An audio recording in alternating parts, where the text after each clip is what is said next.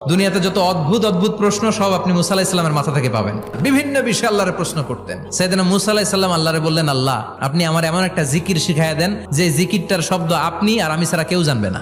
দিনে রাতে সব সময় এই জিকির আমি করব, আপনারে ডাকবো, কিন্তু শর্ত হলো এই জিকিরটা জানবে শুধু আপনি আর জানবো শুধু আমি। আল্লাহ বললেন, মুসা পড়ো লা ইলাহা ইল্লাল্লাহ। মুসা আলাইহিস সালাম কয়, মাবুদ এটা তো জাতীয় জিকির, সবাই জানে।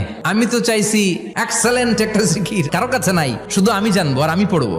আল্লাহ বললেন, মুসা এই লা ইলাহাকে যদি এক পাল্লায় রেখে দাও, তাম বিশ্ব, 7 আকাশ 7 জমিনটারে তুলে যদি তুমি আরেক পাল্লায় রেখে দাও, লা রাজাহাত কাফাতু লা ইলাহা ইল্লাল্লাহ, মুহূর্তের মধ্যে লা ইলাহার পাল্লা ভারী হয়ে যাবে।